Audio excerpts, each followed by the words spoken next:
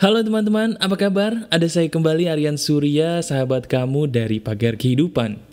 Nah teman-teman, kali ini kita sudah tidak terasa menjumpai hari Minggu lagi ya. Kalau hari Minggu di malam hari itu pertanda adalah hari baik bagi para sahabat Pagar Kehidupan. Wah, kenapa mas bro? Karena di hari ini teman-teman, saya akan kembali membacakan kisah-kisah dari para sahabat Pagar Kehidupan yang sudah mengirimkan email curhatan mereka kepada saya di Pagar Kehidupan. Nah kali ini saya minta tolong kepada kamu setelah mungkin kamu sibuk selama seminggu belakangan ini bekerja maupun berwisata gitu ya. Ayo, buat diri kamu menjadi tenang dan biarkan saya masuk ke dalam telinga dan hati kamu sambil membacakan kisah-kisah yang menarik nih. Kisah-kisah yang menarik dari sahabat Pagar Kehidupan yang sudah mengirimkan curhatannya kepada saya. Nah bagi kamu yang juga ingin curhatannya dibacakan oleh saya seperti sahabat Pagar Kehidupan yang ada di video ini, caranya gampang. Tolong lihat bagian deskripsi video ini, perhatikan baik-baik caranya dan lakukan seperti apa yang sudah saya tulis di situ ya. Oke? Tanpa banyak basa-basi, yuk kita langsung bacakan kisah-kisah seru dari sahabat Pagar Kehidupan yang satu ini. Kisah kali ini teman-teman diawali oleh kisah percintaan. Kalau kisah percintaan kayaknya banyak di antara kamu yang semangat nih. Semangatnya kenapa? Karena bisa jadi masalah yang satu ini juga termasuk masalah yang sedang dialami kamu, terutama dalam percintaan. Masalah ini dialami oleh seorang suami yang kehilangan rasa berharga di depan istri. Nah kali ini kisahnya seru nih teman-teman. Izinkan saya bacakan dulu ya. Email ini dituliskan oleh sahabat Pagar Kehidupan yang bernama Agus Purnomo. Kisahnya begini. Selamat sore Mas Rian, selamat sore. Saya ini seorang laki-laki di mana saya sudah berumah tangga selama 3 tahun. Yang jadi masalah mas bro, hubungan kami ini kurang harmonis dikarenakan istri saya ternyata menikah hanya untuk butuh status. Waduh. Dan kami sering banget berantem dan cekcok, dan hubungan kami pun dihambang kehancuran karena istri saya sangat berani melawan saya dan kurang menghargai saya. Nah percekcokan ini membuat saya menjadi tertekan mas bro, karena hal yang paling berat bagi saya adalah ketika istri saya bukan hanya tidak menghargai saya sebagai suami, tapi juga tidak menyayangi anak yang sudah kami lahirkan. Waduh. Nah akhirnya setelah kami sekian lama bertengkar, saya memutuskan untuk mencari pengganti baru dari istri saya. Walaupun pada waktu itu saya belum memutuskan untuk bercerai, tapi saya memutuskan untuk mencari pengganti istri saya di tengah-tengah hubungan kami yang di ujung tanduk. Nah celakanya di kemudian hari istri saya mengetahui bahwa saya mencari pasangan baru, kemudian istri saya pun menyesal atas perbuatan-perbuatannya yang sangat buruk di masa lalu kepada saya dan anak saya. Nah yang jadi masalah mas bro, di saat istri saya sudah menyesal, saya sudah terlanjur jatuh hati kembali dengan wanita lain. Nah yang jadi pertanyaan saya sederhana mas bro, mana yang harus saya pilih? Apakah saya harus memilih istri tua saya? Atau saya harus memilih wanita baru yang sudah membuat saya jatuh cinta di tengah-tengah hubungan kami yang sedang di ujung tanduk ini. Yang jadi masalah saya adalah kalau seandainya istri tua saya ceraikan, dia mengancam akan bunuh diri. Dan begitu juga dengan istri muda saya, bagaimanapun dia pun mencintai saya dan tidak ingin ditinggalkan oleh saya. Mohon bantuannya Mas Aryan, apa yang harus saya lakukan atas perbuatan saya ini, dan siapa di antara mereka yang harus saya pilih. Tetapi kalau saya boleh nambahin nih mas bro, anak saya suka sama yang istri muda. Terima kasih atas perhatiannya. Wassalamualaikum warahmatullahi wabarakatuh. Waalaikumsalam. Agus Purnomo. Teman-teman, minggu malam ini cukup unik ya, karena kisah kita diawali oleh percintaan dari seorang suami yang sedang mengalami kesulitan berhubungan asmara. Jadi mungkin kalau kamu yang tadi kurang nangkep, intinya gini. Ada seseorang yang namanya Agus memiliki istri. Rumah tangganya berantakan karena istrinya sendiri pun yang melecehkan suaminya. Nah tiba-tiba di tengah ujung tanduk itu suaminya pun mencari tambatan hati lain, ketemulah wanita baru yang akan dinikahinya kembali sebagai istri muda. Nah celakanya istri tuanya tahu kemudian tobat dalam tanda kutip ingin merubah diri. Nah di tengah-tengah situasi seperti ini si Agus ini bingung teman-teman, mana yang harus dia pilih, apakah istri mudanya atau istri tuanya? Dan celakanya lagi, dua-duanya sama-sama memiliki ancaman mau bunuh diri seandainya ditinggalkan. Wih, hebat Agus nih. Aduh, kamu antara hebat dan juga bikin saya bingung, tahu nggak? Bingungnya kenapa? Bingungnya begini loh. Saya tidak suka dengan orang yang mohon maaf tidak mengalami atau tidak memiliki kejelasan dalam hidup. Lebih bagus kalau kamu betul-betul adalah seorang lelaki, Agus, lebih bagus kamu tuh menyelesaikan dulu hubungan yang sudah ada, baru membuka hati lagi. Kita nih dalam Islam boleh poligami, boleh, tapi itu pun ada syaratnya loh. Gak bisa asal tiba-tiba nambah kayak kamu nambah makan, gak bisa. Ada syaratnya pun, dan itu pun ketat. Nah Agus, saya harus bilang ini kesalahan terletak pada kamu. Karena apa? Karena kamu belum menyelesaikan hubungan yang lama, sudah membuka hati kembali untuk wanita lain. Itu kesalahan yang sangat besar dari hubungan kamu. Nah, yang harusnya terjadi, seharusnya kamu bisa menyelesaikan dulu hubungan kamu yang sedang di ujung tanduk ini, misalnya dengan perceraian yang baik-baik. Setelah itu, baru kamu buka hati untuk wanita lain yang sudah kamu sukai ini. Ya. Nah sekarang seandainya saya disuruh memilih di antara istri tua dan istri muda, mana yang harusnya kamu pilih? Jawabannya adalah pilihlah yang sudah menjadi pasanganmu saat ini, titik. Kalau memang hubungan kamu tidak bisa dipertahankan, ceraikan dulu baik-baik. Jika memang tidak bisa, selesaikan sampai selesai dulu, baru buka hubungan baru. Ya, bukan berarti hubungan di ujung tanduk terus menjadi alasan kamu untuk buka hubungan baru. Itu kayak anak kecil. Bapak sudah dewasa, Anda sudah dewasa, ayo selesaikan dulu hubungan yang pertama baik-baik, sampai selesai baik-baik, cerai baik-baik, baru buka untuk hubungan baru. Ya, kalau memang dia mengancam untuk tidak bisa diceraikan, selesaikan, itu menjadi tanggung jawab Anda sebagai kepala keluarga beserta istri. Oke? Jadi saran saya, selesaikan dulu hubungan yang sudah dibangun, jangan hiraukan wanita di luar sana yang katanya wanita istri muda, calon istri muda. No, poligami tidak seperti itu, dan itu bukan bagian dari hukum poligami. Jangan bawa-bawa agama untuk memenuhi keinginan pribadi. Itu dosa. Oke? Selesaikan dulu hubungan kamu dengan istri pertama secara baik-baik, baru buka hubungan baru dengan wanita lain. Jelas ya Agus ya? Nah teman-teman, itu email pertama kita di malam hari ini.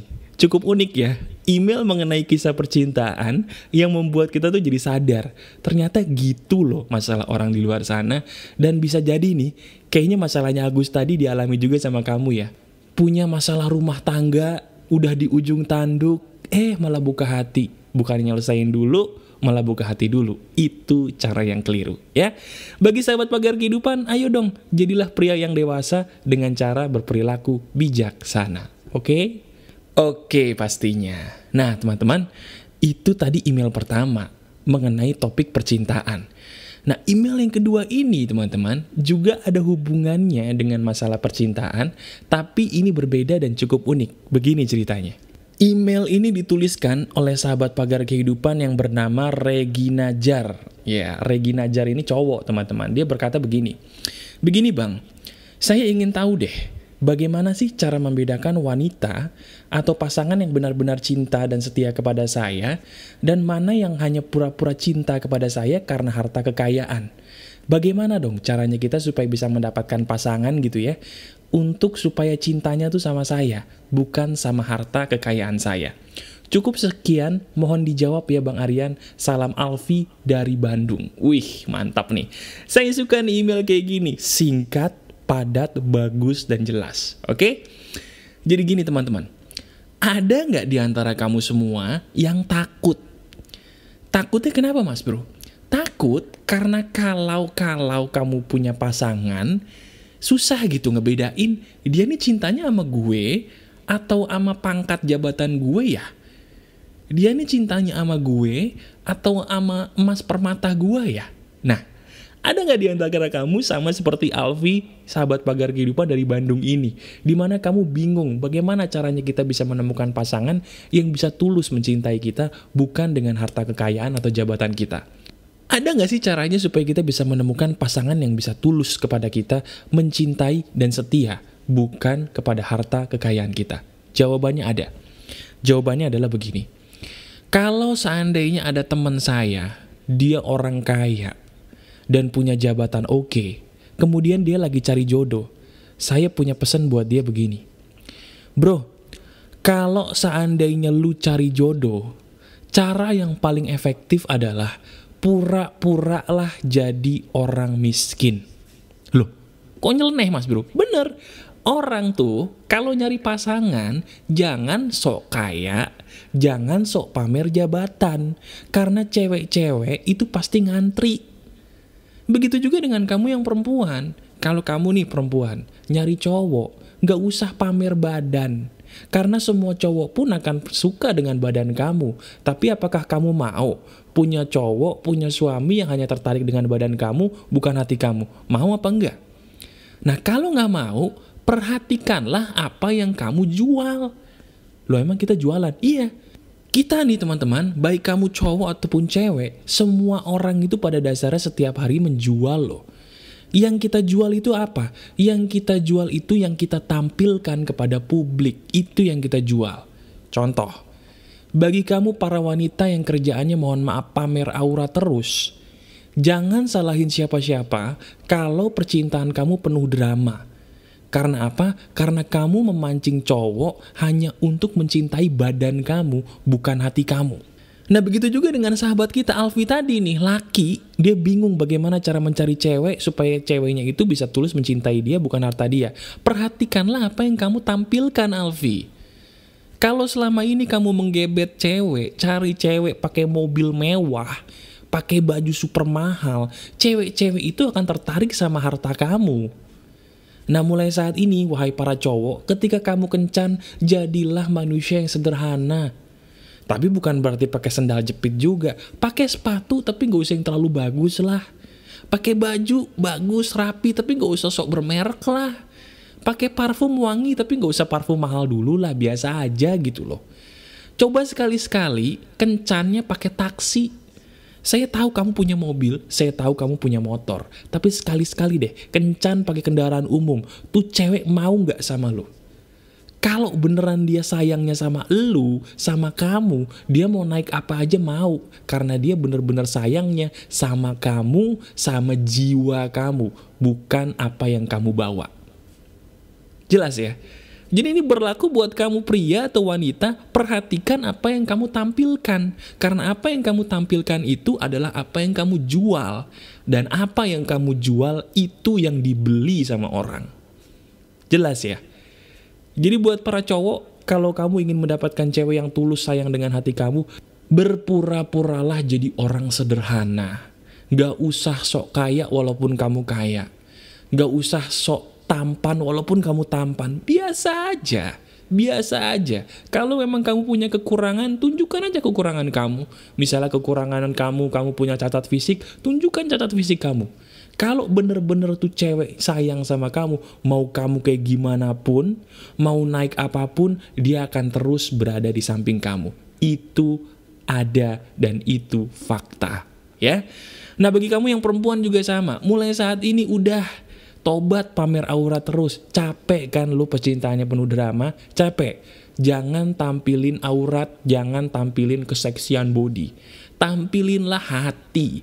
Karena kamu ingin dapet cowok yang suka dengan hati kamu kan? Juallah hati kamu, bukan fisik kamu.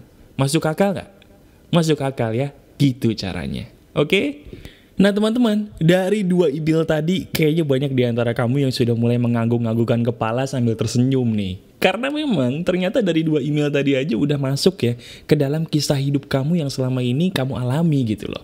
Nah itulah hebatnya sahabat pagar kehidupan. Ternyata mereka nih walaupun gak kenal kamu, tapi seolah-olah mereka bisa ya berdiskusi bersama kamu dengan adanya sesi curhat ini. Menarik kan? Nah ngomong-ngomong soal hal yang menarik, saya punya sedikit bacaan email yang lucu nih teman-teman. Lucunya kenapa mas bro? Karena kisah ini unik dan bisa jadi membuat kamu agak sedikit shock. Wah, seperti apa nih kisahnya? Gini kisahnya. Jadi kisah ini diceritakan oleh sahabat pagar kehidupan yang berinisial aja ya. Inisialnya adalah H. HG, bener, inisialnya adalah HG dan dia adalah seorang cowok. Ceritanya begini nih, tolong disimak nih, menarik. Assalamualaikum mas bro, waalaikumsalam. Langsung aja ya. Apa nih mas bro yang harus saya lakukan kalau saya sudah mengetahui bahwa teman baik saya ternyata homo? Waduh, 3 hari ke belakang saya memergoki dia meraba-raba saya ketika saya sedang tidur. Dan dia memegang-megang anu saya. Waduh, saya sebenarnya sadar bahwa dia melakukan itu, tapi karena saya pengen tahu bahwa kebenarannya itu seperti apa, saya jadi pura-pura tidur aja ketika dia meraba-raba saya. Nah di situ saya merasa shock mas bro, karena saya sudah lama berteman dengan dia dan banyak juga kebaikan-kebaikan dia yang sudah dia berikan kepada saya. Dan setahu saya juga nih, dia tuh punya cewek loh. Nah pertanyaan saya sederhana mas bro, setelah saya diraba-raba, saya tahu nih bahwa dia adalah seorang pencinta sesama jenis. Apa yang harus saya lakukan? Sedangkan posisi saya berada di satu kamar dengan dia di perantauan. Saya benar-benar galau nih mas bro, mohon minta pencerahannya ya, terima kasih, mohon nama jangan disebutkan. Oke HG, kisah kamu ini termasuk kisah yang unik. Karena apa? Kisah kamu menceritakan sebuah kisah yang bisa jadi mungkin dialami oleh beberapa orang, tapi tidak banyak. Jadi gini teman-teman, intinya HG ini punya teman baik yang sudah lama kenal dan banyak sekali kebaikan-kebaikannya. Nah celakanya, berdasarkan apa yang sudah dia lihat sendiri, ternyata temennya ini meraba-raba, mohon maaf bagian sensitif dari dia yang menunjukkan dengan jelas bahwa dia pencinta sesama jenis. Nah dia bingung, apa yang harus gue lakukan? Sementara dia teman sekamar gue dan gue pun merantau. Waduh, cukup susah ya, cukup sulit ya. Nah begini HG, kalau memang kamu merasa bahwa perilaku teman baik kamu ini tidak baik, dan kamu merasa nih teman perantauan kamu ini adalah sahabat baik kamu, harusnya dia baik dong dengan kamu. Saya punya 2 cara, dan 2 cara ini bisa kamu lakukan ya. Yang pertama, bilanglah terus terang apa adanya kepada dia secara baik-baik sebagaimana layaknya sahabat. Contohnya bilang begini, bro, gue sebenarnya tahu lu tuh menyukai sesama jenis dan juga menyukai wanita. Tapi mohon maaf banget bro, gua ini mencintai wanita 100%. Dan gua sebagai sahabat lu gak mau kehilangan lu banget. Lu tuh udah banyak kebaikannya sama gue. Tapi gue juga gak nyaman dengan perilaku lu yang suka seperti itu sama gue. Jadi dengan amat sangat bro, tolong hargai gua dengan tidak melakukan hal itu lagi ya. Atau ya mohon maaf nih, kalau seperti itu terus, mendingan aku pergi aja. Mendingan gue pergi aja dan silahkan kamu tinggal sendiri. Nah itu bilang baik-baik tuh ya. Nah kalau memang dia bener-bener sahabat baik kamu, dibilang kayak gitu dia gak akan tersinggung. Dia akan merasa, oh iya ya, maaf ya bro ya, gue pikir lu bisa, maaf deh gue gak gitu lagi. Udah selesai. Itu kalau dia bener-bener sahabat baik. Nah masalahnya, gak semua sahabat baik itu ternyata sahabat baik loh teman-teman. Setuju gak teman-teman? Coba yang dengerin. Setuju nggak? Gak semua sahabat yang kita pikir baik ternyata baik. Ada juga di antara mereka yang ternyata kelakuannya mohon maaf nusuk dari belakang dan tiba-tiba punya tanduk gitu. Gak seperti temen, iblis yang menjelma jadi temen gitu kan. Nah bagaimana kalau seandainya teman sekamarnya HG ini adalah orang yang gampang tersinggung? Jawabannya, jangan bilang jujur, pindahlah baik-baik dari situ dengan alasan yang kamu buat-buat. HG, berbohong itu memang dosa, nggak baik. Tapi ada kalanya kita itu harus berbohong loh untuk bisa menghindari dosa yang lebih besar. Ya, nah dalam konteks kamu ini, keadaan kamu seperti sekarang ini saatnya kamu berbohong untuk kebaikan. Caranya bagaimana mas bro? Kamu cari tempat atau usahakan tempat yang mungkin bisa kamu tinggali jauh dari dia dan berikan alasan-alasan apapun yang bisa kamu karang bebas. Tinggalkanlah dia dengan cara baik-baik. Nah nanti kalau dia nanya, lu kenapa pindah sih gini-gini? Aduh bro, sorry nih gue gak bisa nih. Ternyata gue harus begini bla bla bla bla. Nah bla bla blanya itu kamu karang sendiri. Itu cara kedua. Nah saya sih berharapnya gini ya HG ya. Dengan menggunakan cara pertama harusnya dia udah bisa. Kamu gak usah bohong. Dengan cara pertama tadi kamu udah bisa. Nah kalaupun ternyata kamu tahu nih, kok kayaknya kalau gue pakai cara pertama gak cocok deh, dia orangnya gampang tersinggung, pakai cara kedua. pilihan ada di tangan kamu ya. Nah bagi kamu teman-teman semua yang mendengarkan cerita ini, coba daripada kamu bingung, shock, tersenyum-senyum sendiri, ada nggak di antara kamu yang secara nggak sengaja, mohon maaf gitu ya, memergoki sifat sahabat kamu juga nih, yang ternyata mohon maaf berseberangan dengan apa yang kamu pikir gitu loh. Pernah kan kamu kayak gitu ya? Kamu pikir sahabat kamu baik, ternyata kelakuannya berseberangan. Bagaimana caranya supaya kamu ketemu jalan keluarnya? Jujur. Jujur apa adanya. Kalau memang dia orangnya sensitif, barulah bohong untuk kebaikan. Gunakan kreativitas kamu sendiri untuk mengarang bebas ya. Jadi semua silahkan gunakan cerita dari HG ini untuk menemukan jalan keluar. Seandainya kisah kamu nih ada yang mirip, bukan diraba-rabanya yang mirip ya, tapi perubahan sahabat kamu yang ternyata sifatnya di luar dugaan. Aduh, pedih saudara-saudara, pedih. Nah ngomong-ngomong soal pedih, ada nih salah seorang sahabat pagar kehidupan yang selalu komentar di bagian video saya di YouTube ya. Sahabat pagar kehidupan ini saking sering komentarnya, saya sampai paham betul dan tahu betul namanya dan juga tampangnya. Nah dia juga mengirimkan email seperti ini nih. Email ini dikirimkan oleh sahabat pagar kehidupan yang bernama Sutikno. Gini ceritanya. Terima kasih Mas Aryan. Saya senang banget bisa curhat ke panjenengan. Panjenengan tuh ke Anda gitu. Saya sudah berumah tangga sekitar 12 tahun nih Mas Bro. Dan sekarang saya tinggal bersama mertua sampai saat ini. Nah sebagai seorang suami, saya malu nih sebenarnya harus ikut numpang mertua. Kenapa? Saya malu kok saya bisa numpang mertua udah 12 tahun gitu. Saya sebenarnya ingin punya rumah sendiri untuk 2 anak yang sudah saya miliki dan juga istri. Nah bagaimana nih solusinya sedangkan penghasilanku di bawah 1 juta per bulan. Saya punya penghasilan di bawah 1 juta karena saya bekerja sebagai tenaga kebersihan masjid dan sekolahan. Penghasilan itu tidak cukup Mas Bro untuk biaya hidup kami, sehingga saya sering ngutang kepada koperasi dengan bunga yang tinggi. Nah dari situ saya merasa pesimis untuk bisa menjadi orang yang lebih baik dan saya merasa tidak berdaya. Mohon arahannya dari Mas Aryan, terima kasih, hormat saya Sutikno. Oke, ada nggak di antara kamu teman-teman yang punya masalah sama seperti Sutikno? Kamu udah berumah tangga, udah tinggal sama mertua, menurut kamu udah terlalu lama. Pengen pindah, tapi kok nggak bisa? Karena penghasilan kamu di bawah rata-rata orang-orang yang mungkin ada di sekitar kamu. Solusinya gimana gitu? Solusinya adalah begini.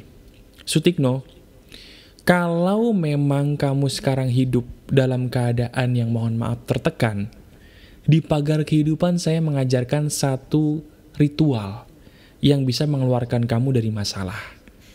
Ritual itu adalah hijrah. Hijrah itu bukan hanya kamu pindah tempat, bukan. Hijrah itu adalah kamu pindah dari sebuah kebiasaan lama kepada kebiasaan baru. Nah sekarang nih, di pekerjaan lama kamu Sutikno, kamu kan udah tahu tuh punya penghasilan kok kayaknya kecil. Nah yang ingin saya tanyakan kepada kamu, kenapa kamu tidak menciptakan pekerjaan saja? Saya tidak menyuruh kamu cari pekerjaan ya. Kenapa kamu tidak menciptakan pekerjaan saja? Itu loh teman-teman. Saya bingung sama sahabat pagar kehidupan yang pernah komentar di bagian YouTube mengenai kekurangan uang. Kekurangan uangnya sudah dia komplain, ditambah lagi dia komplain soal pekerjaan. Coba deh, orang yang suka komplain soal uang, pasti dia juga komplain soal pekerjaan. Nah begitu dia komplain soal pekerjaan, dia komplain lagi tuh mengenai susahnya cari pekerjaan. Nah yang saya bingung, kenapa sih orang Indonesia itu rata-rata suka banget cari pekerjaan? Kenapa tidak menciptakan pekerjaan? Menciptakan pekerjaan itu jujur ya, lebih mudah loh daripada mencari. Sebenarnya lebih mudah. Contoh, sekarang ada YouTube. Kamu nih yang punya kreativitas, yang punya minat, bisa nggak jadiin YouTube sebagai penghasilan? Bisa dong, sama seperti saya, sama seperti banyak YouTubers lain di luar sana. Itu kan menciptakan pekerjaan, betul apa enggak? Nah bagi kamu juga yang sekarang punya kebiasaan masak, kenapa kamu tidak menciptakan sebuah menu atau sebuah usaha yang bisa berhubungan dengan masakan? Itu kan menciptakan. Nah kalau saya ngomong begini, biasanya kamu akan mengatakan, gue belum ada modalnya Mas Bro. Modal itu bisa diusahakan teman-teman, yang penting niat. Sekali lagi, yang penting niat. Nah ini juga yang harusnya dilakukan oleh kamu Sutikno. Mulai sekarang, kalau memang kamu tahu nih bahwa penghasilan ini membuat kamu tidak bisa lepas dari rumah mertua gitu ya. Coba dong, mulai saat ini ciptakan pekerjaan dari hal yang benar-benar sudah kamu kuasai dari dulu. Nah, saya nggak tahu apa yang kamu sudah kuasai, tapi saya bisa tahu, biasanya hal yang kamu kuasai itu berasal dari hal yang kamu cintai. Sekali lagi, biasanya hal yang kamu kuasai itu teman-teman, berasal dari hal yang kamu cintai. Sekarang saya tanya, hal apa yang kamu cintai Sutikno dalam hidup ini? Hal yang kalau kamu lakukan itu tuh membuat kamu jadi lupa waktu. Contohnya kalau saya tuh suka banget ngomong. Saya suka banget memberikan inspirasi kepada orang. Jadilah pagar kehidupan. Jadilah pekerjaan. Ini saya ciptakan sebagai usaha saya. Menghasilkan uang toh. Nah itu yang saya maksud. Mulai saat ini, karena kamu semua sudah berada di sahabat pagar kehidupan, tolong, rubah pola pikir kamu dari mencari pekerjaan menjadi menciptakan pekerjaan. Karena menciptakan pekerjaan itulah yang akan mengeluarkan diri kamu dari permasalahan hidup kamu, apapun itu. Boleh dicoba.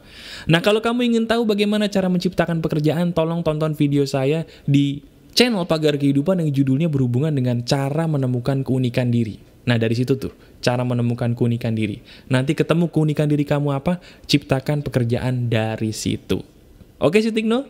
Jelas ya? Bagi kamu teman-teman sahabat Pagar Kehidupan yang lain yang sekarang juga mulai kesulitan keuangan, coba rubah pola pikir kamu dari mencari pekerjaan jadi menciptakan pekerjaan. Pasti nanti ada jalannya. Lakukan ya teman-teman ya. Nah email berikutnya ini juga agak menyedihkan nih teman-teman. Kalau tadi kita sempat baca email ada yang mungkin membuat kamu jadi shock gitu ya karena ada peraba-rabaan gitu ya. Ada juga yang membuat kamu jadi sedih karena rumah tangga berantakan dan sebagainya. Kali ini kita juga punya kisah sedih, tapi bukan berhubungan dengan percintaan nih. Berhubungan dengan kekurangan diri yang disebut dengan cacat fisik. Begini, email ini ditulis oleh seseorang yang bernama Supri. Bunyi emailnya seperti ini teman-teman. Assalamualaikum, waalaikumsalam. Begini mas, saya hidup memiliki kekurangan. Kekurangan saya yaitu telinga sebelah kanan saya tuli. Nah yang jadi masalahnya adalah saya sering direndahkan karena kekurangan saya tersebut dan dihina karena keterbatasan saya itu. Orang-orang di sekitar saya itu suka menghina saya termasuk juga teman-teman saya. Padahal kan manusia itu tidak ada yang sempurna ya mas bro. Saya ingin sebenarnya mereka pun bisa mentoleransi kekurangan saya. Nah pertanyaan saya sebenarnya gampang mas bro. Apa sih yang harus saya lakukan untuk menghadapi orang-orang seperti ini? Karena saya pun menjadi bertambah minder ketika cacat fisik ini diledek orang lain yang merupakan teman-teman saya sendiri. Tolong bantuannya mas bro, sukses terus buat Pagar Kehidupan. Terima kasih, dan terima kasih. Oke, Supri, sebenarnya apa yang kamu tanyakan ini luar biasa. Luar biasanya kenapa? Karena mewakili teman-teman sahabat Pagar Kehidupan yang bisa jadi nih punya cacat fisik juga sama seperti kamu, tapi mereka nggak tahu harus ngapain. Nah itulah hebatnya kamu. Kamu bangga dulu karena pertanyaan kamu hebat. Nah jawabannya begini, balik lagi ke filosofi Pagar Kehidupan. Pagar Kehidupan itu simple, Supri, sederhana. Kalau memang kita menemukan orang aneh, Pagar Kehidupan mengajarkan jauhi. Kalau kita menemukan lingkungan yang membuat kita nggak nyaman, Pagar Kehidupan mengajarkan tinggalkan.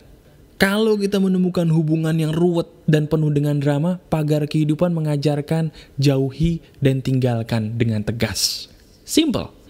Nah, bagaimana dengan kasus kamu? Di sini, kamu terzolimi kan sama teman-teman kamu? Nah, masalahnya di luar sana masih ada loh orang-orang yang mau bertoleransi dengan kekurangan kamu dan mencintai kamu. Emang ada mas bro? Ada. Syaratnya kamu pergi dari lingkungan yang salah dan buka diri untuk lingkungan baru yang lebih baik. Itu loh teman-teman ya. Jadi intinya setiap orang tuh punya masalah. Tinggal mikir, gue ngapain di lingkungan yang salah ini sih? Pindah dong. Itu namanya hijrah. Itu yang diajarkan oleh pagar kehidupan ya. Jadi buat kamu Supri dan juga buat teman-teman yang mungkin mengalami permasalahan sama, dimanapun kamu sekarang berada, perhatikan lingkungan kamu deh. Kalau memang kamu di situ merasa tertekan, pindahlah. Cari lingkungan baru yang baik. Perhatikan pergaulan kamu. Kalau pergaulan kamu membuat kamu tertekan dan tidak nyaman, tinggalkan pergaulan itu dan cari pergaulan baru yang lebih baik. Saya punya filosofi hidup begini. Lebih baik untuk sementara kamu tidak punya teman, daripada kamu punya teman, tapi kamu merasa dihina. Saya ulangi sekali lagi ya, biar jelas. Lebih baik kamu untuk sementara tidak punya teman, daripada kamu punya teman, tapi hidup kamu terzolimi. Lakukan itu dan lihat hasilnya ya. Hijrahlah ke jalan yang lebih baik. Itu dia. Simpel kan teman-teman? Gampang kan? Gampang ya. Ternyata hidup itu simpel Mas Bro. Emang simpel, sederhana banget. Cuman karena kita mungkin terlalu lama sekolah, jadi diajarinnya yang ribet-ribet. Ya mohon maaf lahir dan batin kalau gitu. Ya kan? Nah, kita sudah berada di penghujung acara. Cialah, acara Family 100 kali. Enggak. Benar, kali ini kita sudah berada di ujung curhatan kita di malam hari ini. Nah, kali ini saya sudah menyimpan satu email yang keren banget untuk saya bacakan di akhir. Sekarang, percaya nggak teman-teman? Kalau di dalam hidup ini nih, cowok ganteng, cewek cantik, itu nggak selamanya laku loh. Bener nih, saya ulangi sekali lagi ya. Percaya atau enggak, dalam hidup ini, faktanya, cowok ganteng dan cewek cantik tuh justru nggak selamanya laku loh. Loh kok tahu dari mana Mas Bro? Bener, seperti yang ingin saya bacakan dari email yang terakhir ini. Emailnya begini nih. Email ini dituliskan oleh seseorang yang bernama Oni. Dia ini cowok. Dia bilang begini. Mas Bro, gue ada sedikit kebingungan nih dalam hidup gue karena kebanyakan orang mungkin tidak percaya bahwa masalah gue itu adalah nyata. Masalah gue tuh begini loh. Gue punya beberapa masalah dalam hidup gue yang masih menjadi tanda tanya besar dalam hidup. Yang pertama, kenapa ya gue susah banget memikat hati wanita, padahal banyak loh orang yang bilang kalau gue tuh ganteng. Wih, gila ganteng. Yang kedua, setiap kali gue deket sama wanita, kenapa ya mereka selalu gak betah, padahal gue dikenal baik. Woo! Yang ketiga, setiap kali gue jadian, gak pernah bertahan lama, padahal gue udah nunjukin keseriusan dan ketulusan gue. Cielah! Woo! Yang keempat, bagaimana sih cara menjadi magnet lawan jenis? Pertanyaannya langsung 4, tapi keren semua. Jadi gini teman-teman, ada banyak mitos di luar sana yang selama ini kamu yakini sebagai sebuah fakta. Banyak. Salah satunya adalah masalah yang berhubungan dengan percintaan ini. Mitos yang paling kamu sering yakini bahwa cowok itu harus menjadi ganteng untuk dapet cewek. Cewek itu harus menjadi cantik untuk dapet cowok. Padahal faktanya itu semua salah besar. Yang dialami sama Oreo ini adalah seseorang cowok yang katanya ganteng. Insya Allah bener ya. Yang katanya ganteng dan bisa membuat orang tuh menjadi terpesona gitu. Selain terpesona, dia dikenal juga sebagai orang yang baik. Tapi kok kayaknya susah membuat dirinya menjadi mendapatkan lawan jenis. Kamu tahu nggak kenapa? Tahu? Jawabannya adalah karena energi kamu jelek. Sekali lagi, jawabannya karena energi kamu jelek. Setiap makhluk dalam hidup ini teman-teman, mereka itu punya energi. Energi itu apa Mas Bro? Energi itu adalah sesuatu hal yang tidak bisa kamu lihat, tapi bisa kamu rasakan, itu energi. Contoh, misalnya kamu takut nih. Takut itu kan gak bisa dilihat, tapi kamu bisa ngerasain kan takut itu seperti apa. Atau mungkin kamu pergi deh sendiri ke sebuah tempat, kok tiba-tiba gue jadi ngerasa merinding gitu Mas Bro. Nah merindingnya kamu ini karena memang ada energi itu, energi negatif lewat di depan kamu, sehingga kamu ngerasain, walaupun kamu gak bisa ngelihat. Itu namanya energi. Nah energinya si Oreo ini, itu jelek. Itu yang membuat lawan jenis menjadi tidak nyaman sama kamu. Nah caranya bagaimana? Saya tebak. Oreo, kamu belum maafin mantan kamu ya? Ulangi sekali lagi. Apakah betul tebakan saya, kamu belum memaafkan mantan kamu? Bagi kamu yang selama ini masalahnya sama seperti Oreo, Kamu merasa diri kamu cantik, kamu merasa diri kamu ganteng, tapi kok masalahnya ada aja gitu dalam percintaan. Itu karena kamu belum bisa move on 100% dari masa lalu kamu. Orang yang belum bisa move on itu akan punya dendam dalam dirinya kepada masa lalu. Nah, dendamnya ini teman-teman yang membuat energinya jadi jelek. Coba, ada nggak di antara kamu yang nasibnya sama seperti Oreo nih? Baik kamu laki atau perempuan. Ada nggak? Kalau ada, saya tebak ya. Belum move on pasti kan kamu. Belum bisa maafin total kan pastinya kamu. Masih ada gelisah, dendam, belum bisa maafin orang yang dulu jadi mantan kamu kan. Bener apa enggak? Kalau bener, itu loh masalahnya. Nah, solusinya buat kamu Oreo dan teman-teman pagar kehidupan yang mungkin masalahnya sama. Saran saya, telepon mantan kamu. Telepon mantan kamu dan katakan apapun yang menjadi unek-unek kamu kepada dia. Aduh mas bro, udah tahu gua kesel kok disuruh nelpon. Loh ini bener, telepon mantan kamu, katakan unek-unek kamu kepada dia sepenuhnya sampai keluar sekeluar-keluarnya. Contohnya gini, anggap saja kamu seorang mantan suami atau mantan istri. Kamu nih belum bisa memaafkan kelakuan mantan istri, mantan suami kamu. Telepon dia. Nah, kamu telepon dia, tapi bukan langsung ngutuk. Dasar lu ya, kamu tuh menyakiti hati. Enggak. Katakannya jangan gitu. Katakan dengan nada yang normal, tapi kamu keluarin unek-unek kamu. Contohnya begini. Sebut namanya siapa? Ceritanya namanya Dito ya. Kamu perempuan punya kekesalan sama Dito yang udah nyakitin kamu. Kamu katakan begini, Dito, aku nih sebenarnya dulu sakit hati banget loh, karena kamu mengkhianati aku yang sudah berkorban banyak buat kamu. Aku ngerasa kamu tuh gak adil. Aku ngerasa kamu tuh udah nyakitin aku, padahal aku udah banyak berkorban. Aku gak suka sama kelakuan kamu Dito, dan aku pun merasa sangat terluka dengan perbuatan kamu. Setelah kamu mengatakan itu, kamu tutup itu semua dengan perkataan, tapi aku sudah memaafkan kamu. Beuh, itu dia. Bener. Jadi unek-uneknya kamu keluarin dengan bahasa yang sopan tapi keluar semua. Tutup dengan perkataan, tapi aku sudah memaafkan kamu. Itu dia. Nanti setelah kamu sudah bisa melakukan itu, beda deh.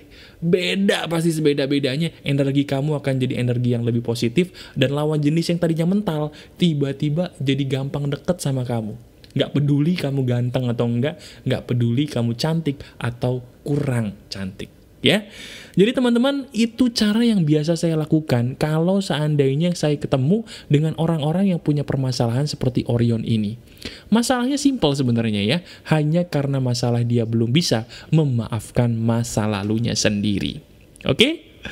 Nah itu aja teman-teman yang sudah bisa saya bagikan di video curhatan kali ini. Gimana? Apakah dari curhatan di malam hari ini ada beberapa kisah yang bisa menginspirasi kamu? Atau jangan-jangan ada di antara kamu nih yang sekarang udah mulai tersenyum gitu ya, karena jawaban dari pertanyaan kamu selama ini ada di video ini gitu. Alhamdulillah ya kalau begitu ya. Nah bagi teman-teman semua, selalu dengarkan apa yang saya katakan ya. Hidup ini sederhana. Jangan dibuat ribet.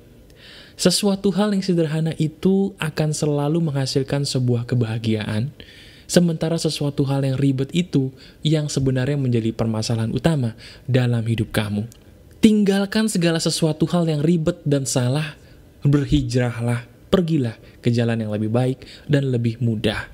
Karena kemudahan itu adalah segala sesuatu yang kamu butuhkan dalam hidup ini.